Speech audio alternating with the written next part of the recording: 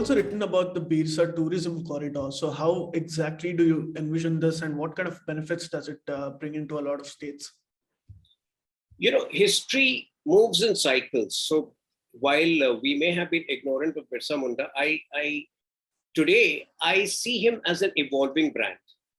So the level of interest which people have shown across the country is enormous. So like when I first shared the title of my book with a couple of people in Mumbai, they asked me whether he was a mythological character or a historical character. And I think every day the awareness about him is growing.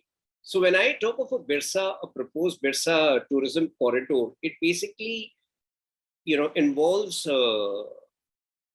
encapsulating all of those areas where he lived, where he studied in a Christian missionary school in Chaibasa before he quit. So in fact, it's very, I don't know whether you are aware of it, but Birsa Munda's life was a constantly evolving life. Right. His family had converted to Christianity. Eventually, he converted to Christianity, and then he came out of it when he realized the vicious cycle which missionaries were subjecting the Adivasis and Vanvasis to. Right. For the next 4 years, he lived in absolute wilderness till he came across a spiritual guru, a Vaishnavite spiritual guru called Anand Pandey, who taught him healing, who basically taught him healing. He had some healing powers and with medicinal herbs. So eventually in 1894, when he resurfaced in his village after 4 years of being in wilderness, he was seen as a spiritual guru come healer, medical healer.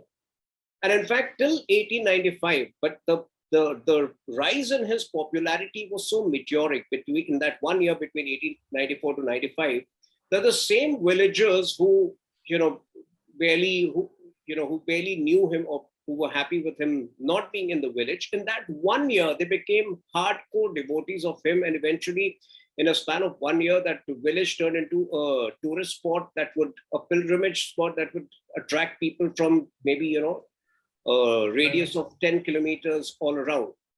So it was only when he was arrested on false charges of sedition in 1895, and those 2 years when he was put behind in bails and put behind the bars, and his people suffered in those 2 years because of one of the worst famines in 1897, that when he came out in 1897 end, he was open to the idea of an armed revolution, which was anyway encouraged by his followers and everybody around him. So if you look at his life, all the places that he had been to, they actually worked to help him evolve into a different avatar altogether.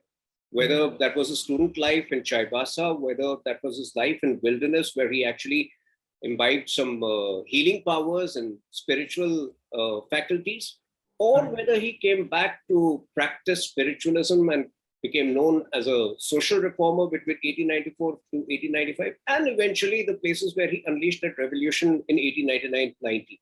So I think if all of these places document his life, which I'm sure is an extraordinary life, they would attract a lot of tourists from across the country, besides obviously generating local revenue. And if local handicrafts and local art forms are weaved into this, then I think, there is a potential for some of these artists and craftsmen to acquire international fame. So that is the whole idea. Definitely a very innovative and a noble idea, and I hope the government takes cognizance of this and perhaps works on it.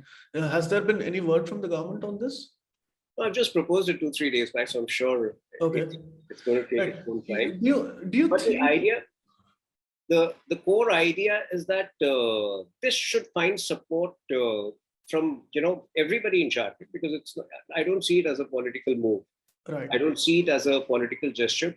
Jharkhand needs a brand identity, because in the 21 years of its existence, if you ask me, the potential of the state remains absolutely untapped. Please remember to subscribe to us and switch on the notifications for this channel. For our other social media links, more content, and to support our work, please visit citti.net. Dhanyavad. Namaskar.